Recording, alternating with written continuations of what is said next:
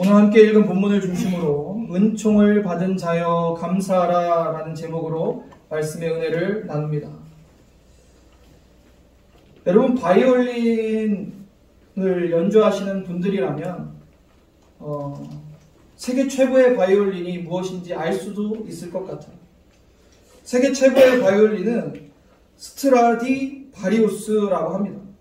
이탈리아 바이올린 명장 안토니오 스트라디바리가 평생을 걸쳐 만든 악기라고 합니다. 세계에 몇 대 없는 최고의 바이올린이라고 합니다. 그 희소성 때문에 그 가격은 가히 상상을 초월합니다. 2011년 경매에서 무려 1,590만 달러, 우리나라 가치로 보면 220억 원에 낙찰이 되었어요. 이처럼 세상에 희소성이 있는 것은 그 가치를 매길 수 없을 정도로 올라가게 됩니다. 진귀한 보석이나 미술품이 왜 비싸게 거래가 될까요? 희소하기 때문입니다. 특히 화가가 죽고 더 이상 화가의 작품을 그릴 수 없는 상황이면 유명한 화가의 작품은 천정부지로 그 가격이 계속 오르게 됩니다. 여러분, 그런데 정말 희소한 것이 다 가치가 있는 것일까요? 흔한 것은 가치가 없는 것일까요? 그런데 놀라운 사실은 하나님은 정말 중요한 것, 정말 가치 있는 것은 흔하게 만드셨다는 거예요. 왜냐하면 그것이 있어야 우리가 살 수 있기 때문입니다. 공기, 물, 햇빛, 이것들은 우리가 늘 함께 있고 늘 누릴 수 있는 거지만 가격이 없습니다. 거저 주신 하나님의 은혜. 그러나 이것이 없으면 우리는 한순간도 살 수 없습니다. 너무나 흔한 것들이지만 너무나 중요하고 가치 있는 것. 그런데 더 흔한 존재가 있어요. 바로 하나님이십니다.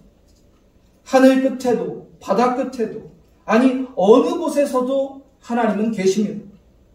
우리에게 하나님이 가장 중요하기 때문에 하나님 없이는 살 수 없기 때문에 하나님께서는 어디서든 어느 시간 가운데서든 함께 계신 거예요. 그러나 우리가 하나님이 흔하다고 그 중요성을 잊어서는 안 됩니다. 또한 그분의 은총이 모두에게 열려 있다고 해서 그 가치를 결코 망각해서도 안 될 것입니다. 하나님께서는 예수 그리스도를 통해서 온 인류에게 구원의 은총을 베푸셨습니다. 그렇다고 해서 그 가치가 결코 작은 것은 아닙니다. 아니, 가장 고귀한 가치이며 그 구원의 은총이 없으면 어느 누구도 하나님의 나라에 들어갈 수가 없습니다. 우리는 착각을 하죠. 희소한 것이 더 중요하다. 세상의 최고의 권력이다. 모든 것을 할 수 있을 것 같은 물질이다. 누구나 존경하는 그런 명예가 더 가치가 있다고 생각합니다. 그래서 세상 사람들은 그런 것을 쫓아가며 살아갑니다. 예수 믿는 사람들도 만약에 그런 것을 쫓는다면 너무나 어리석은 일입니다. 우리는 희소한 것들이 흔한 하나님보다 더 중요하게 여긴다면 그것은 너무나 잘못된 것이죠. 우리는 하나님의 그 모두에게 열려있는 그 은총, 그 구원의 은혜를 결코 잊지 않아야 되며 감사할 수 있어야 됩니다. 아멘. 사도 바울은 본문에서 자신이 받은 직분과 구원의 은총에 감사를 고백했습니다. 그 은총은 분명 사도 바울만이 받은 것이 아니었어요. 다른 사도들과 초대교회 이후로 예수 믿고 구원받은 수많은 성도들이 똑같이 받은 은총입니다. 우리 모두가 받은 은총인 거죠. 이 세상의 진귀한 작품이나 물건처럼 희소한 것은 아닙니다. 그러나 이 흔한 은총이 얼마나 가치가 있는 것이고 얼마나 우리가 감사해야 될 것인지 오늘 본문을 통해서 함께 나누기를 원합니다. 바울이 스스로 고백한 그가 받은 은총에 대한 감사의 고백의 이유는 무엇일까? 첫 번째는 은총에 대한 감사입니다. 직분을 주신 그 은총에 대해서 그는 감사했어요. 사도 바울은 그리스도 예수께 감사를 드리며 본문을 시작합니다. 12절을 함께 보시면 함께 읽어볼까요? 시작. 나를 능하게 하신 그리스도 예수 우리 주께 나를 충성되이 여겨 내게 직분을 맡기심이니. 아멘. 바울은 나를 능하게 하신 예수께 감사를 드립니다. 바울은 성령의 선물인 하나님의 능력을 통해서 고난과 역경 속에서도 담대히 복음을 전할 수 있었습니다. 그리고 하나님께서 자신을 충성되이 여겨서 영광스러운 복음의 비밀을 자신에게 맡겨주시고 복음을 전하는 직분을 맡겨주심에 감사하고 있습니다. 여러분은 사도 바울의 이 감사가 마음에 와 닿으십니까? 여러분은 주님이 맡겨주신 직분에 감사하고 계십니까? 이 직분을 맡겨주신 주님의 은총을 감사하고 계십니까? 하나님께서는 여러분에게 교사로, 집사로, 권사로, 안수집사로 여러 직분을 맡기셨어요. 아니, 모든 성도들에게 복음의 영광스러운 비밀을 전하는 복음 전도자의 직분을 주셨습니다.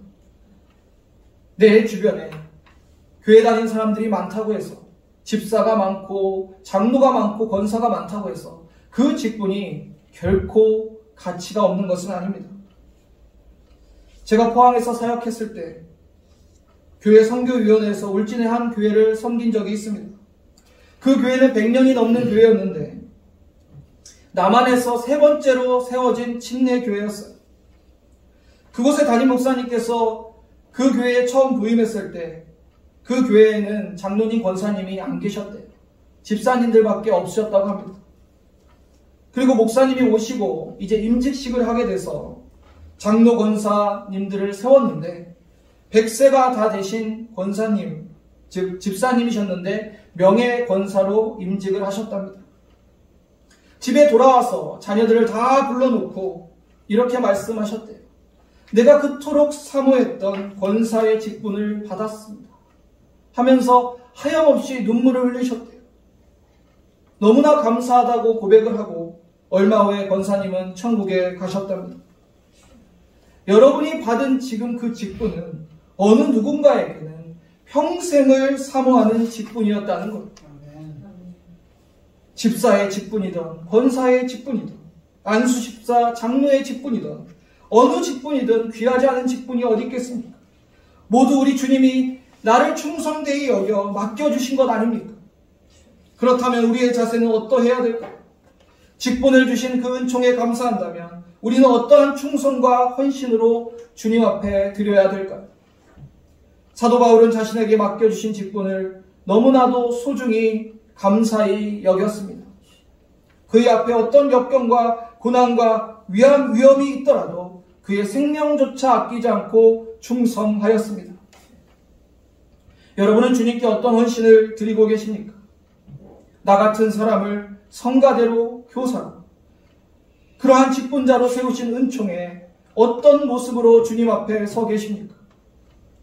우리는 말로는 헌신을 다짐하지만 실제 행함이 없을 때가 얼마나 많은지요. 영국의 유명한 설교가인 마틴 로이드 존슨의 책을 보면 이런 이야기가 나옵니다.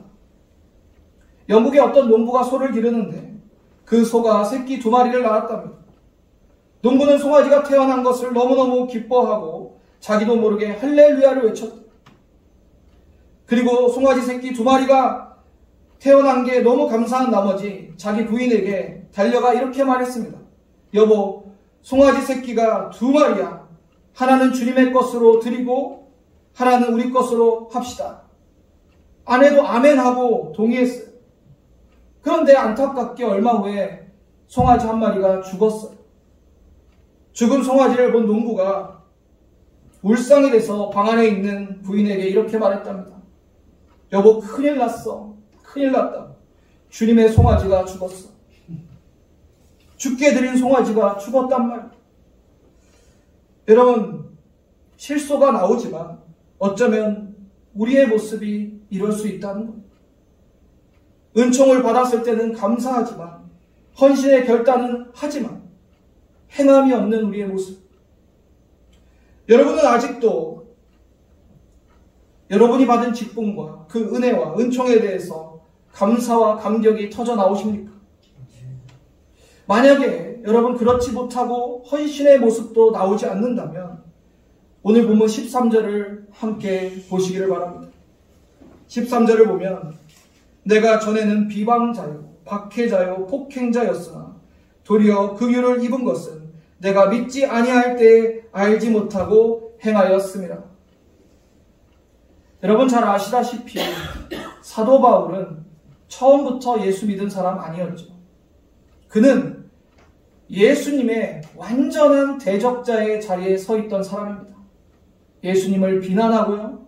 예수 믿는 사람들을 욕하고요. 예수 믿는 사람들을 잡아다 죽였어요. 그런 사람이 어떻게 변해서 예수님을 위해서 일평생 죽음과 위험을 뚫고 복음을 전할 수 있었겠습니까? 그 스스로도 예수님 앞에서 너무너무 지금 그 은혜에 말로 다 형용할 수 없는 감사 가운데 고백하고 있는 거예요. 그 누구보다도 주님을 비방했고 박해했고 폭행했던 자신이 하나님의 은혜 가운데, 주님의 은혜 가운데 이제 예수 믿고 그 복음의 비밀을 맡은 자가 되어 사도의 직분을 감당하고 있으니 그의 감격이 얼마나 크겠습니까? 스데반 집사님이 순교할 당시에 사도 바울이 그 자리에 있었어요. 그리고 스데반 집사를 욕하고 비난하며 조롱하며 돌을 던졌어요. 예수 믿는 이 어리석은 인간들, 이 한심한 인간들, 이 정신 나간 사람들, 그게 사도 바울이었어요. 근데 그가 예수님을 믿고 예수님을 만나고 완전히 달라졌을 때 그가 받은 주님의 은총과 그 은혜의 감격은 실로 말할 수 없을 것입니다. 우리의 모습은 어떻습니까? 아니, 저의 모습을 돌아봅니다. 저도 지금 목사가 되었습니다. 그러나 저는 아무리 생각하고 또 생각해도 주님이 이 목사의 직분을 맡겨주실 만한 자격이 하나도 없는 자입니다. 저도 예수 믿기 전에 하나님을 알지 못했고요. 믿음이 없던 시절 하나님을 향해 분노하고 원망했던 사람입니다. 교회 목회자들을 보면 비난하고 판단했던 저예요. 무엇보다 예수님을 때린 자가 저입니다. 제가 예수님을 못 박았고요. 제가 예수님을 채찍질했습니다. 제가 예수님을 폭행한 죄인입니다. 저 같은 자에게 이 직분을 맡겨주신 것은 어떻게 그 은혜에 다 감사할 수 있겠습니까? 뼈가 가루가 돼도 제 심장이 다 터져나가도 주님의 은총에 10,000,000분의 1이라도 제가 갚을 수 있겠습니다. 여러분, 지금 여러분이 받은 그 은총을, 그 은혜를, 여러분의 직분을 어떻게 감사하고 계십니까? 내가 자격이 있어서 능력이 있어서 맡겨주신 것이 아닙니다. 하나님이 나를 사랑하셔서 우리가 주님의 대적자의 위치에 비방자에 있을 때 폭행자에 있을지라도 끝까지 나를 포기하시고 사랑하셨기 때문에 주님을 만나고 주님을 믿게 된 거예요. 모든 것이 은혜이고 은총입니다. 그 은총 앞에 나에게 주신 그 직분 앞에 감사와 헌신으로 충성하는 저와 여러분 되었으면 좋겠습니다. 아멘. 두 번째는 구원을 주신 은총에 감사했습니다. 14절을 보시면 우리 주의 은혜가 그리스도 예수 안에 있는 믿음과 사랑과 함께 넘치도록 풍성하였도다. 사도 바울은 넘치도록 풍성한 주의 은혜에 감사합니다. 하나님의 은혜가 우리에게 있는데 그 은혜는 그리스도 예수 안에서 더욱 풍성해졌다라고 고백해요. 또 15절을 보면 밑보다 모든 사람이 받을 만한 이 말이요 그리스도 예수께서 죄인을 구원하시려고 세상에 임하셨다 하였도다. 죄인 중에 내가 괴순이라. 사도 바울은 역설적인 구원의 은총을 15절에 고백합니다. 밑보다에 해당하는 원어 피스토스는 믿을 만한 신실한이라는 뜻이에요. 이제부터 자신이 하는 얘기는 논란의 여지가 없는 진실이라는 거예요. 이 진리가 모든 사람들에게 열려있고 모든 사람들에게 받아들여야 될 진리임을 강조합니다. 사도 바울이 받은 놀라운 구원의 은총은 그의 개인적인 사건이 아니라 우리 모든 그리스도인들에게 적용되는 구원의 은총이기 때문입니다. 먼저 사도 바울이 구원을 주신 은총을 어떻게 감사합니까?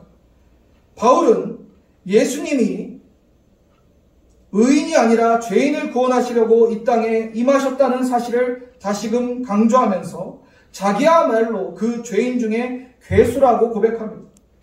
즉 율법을 강조하는 거짓 교사들의 눈으로 본다면 가장 구원받지 못할 자가 바로 자신이었다는 거예요. 16절을 보시면 그러나 내가 긍휼을 입은 까닭은 예수 그리스도께서 내게 먼저 일체의 오래 참으심을 보이사 후에 주를 믿어 영생을 얻는 자들의 본이 되게 하려 하심이라. 하나님께서 자신을 본을 삼으셨는데 영생을 얻는 자들의 본이 되게 하셨다. 이게 무슨 말입니까? 사도 바울이 누구보다 앞장서서 예수 믿는 자들을 비난하고 폭행하고 잡아 죽였던 사람이에요. 그런 사람도 하나님이 구원해 주신다면 여러분이 구원 못 받을 자가 아무도 없다는 거예요. 그러기 위해서 자신을 구원하셨고 본을 삼으셨다는 거예요. 여러분 생각해 보세요. 사도 바울이 얼마나 하나님 앞에 눈물밖에 흘릴 게 없겠어요. 그렇게 예수님을 비난하고 폭행했던 자를 구원해서 하나님이 직분 주시고 그 은혜를 베푸셨는데 자신의 진실한 고백이라는 거예요. 나 같은 사람도 구원받는데 여러분들 중에 영생을 얻지 못할 자가 없다는 거예요.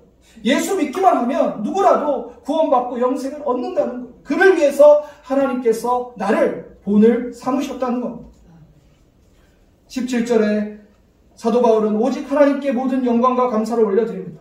영원하신 왕 곧 썩지 아니하고 보이지 아니하고 홀로 하나이신 하나님께 존귀와 영광이 영원 무궁하도록 있을지어다. 아멘.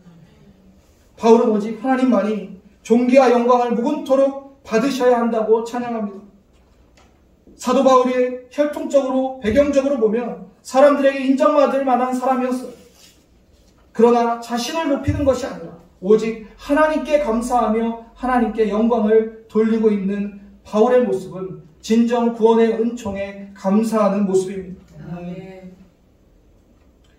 우리가 예수 믿고 신앙생활을 오래 하다 보면 너무 익숙하고 당연해지게 됩니다. 구원을 받은 은총에 대한 감사와 감격도 점점 사라져 버리기도 합니다.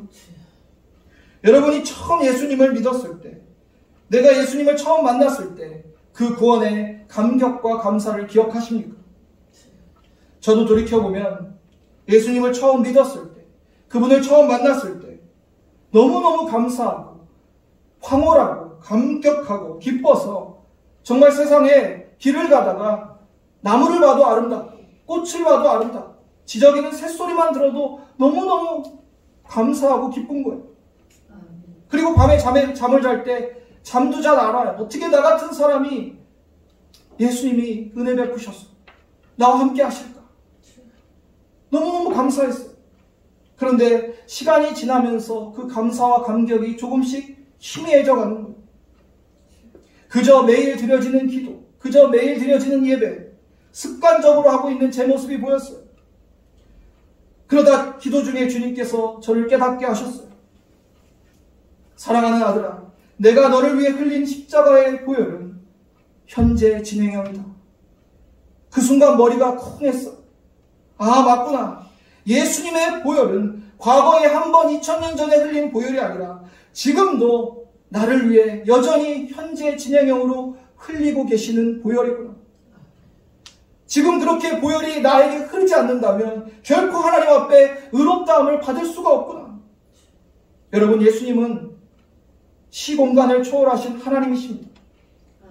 그러므로 십자가의 보혈은 과거 한 번에 십자가에 설리신 보혈이 아니라 과거, 현재, 미래까지 영원토록 흐르는 우리에게 구원을 주시는 십자가의 보혈인 거예요.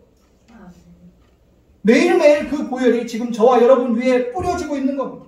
여러분, 그렇지 않으면 어느 누구도 하나님 앞에서 찬양하고 예배할 수 없습니다. 우리는 너무 익숙해서 너무 당연하게 그 감사를 잃어버리고 있지는 않은가. 구원받은 은총을 기억하지 못한다면 여러분, 오늘 그 은총을 다시 기억하고 감격하시기를 바랍니다. 아멘.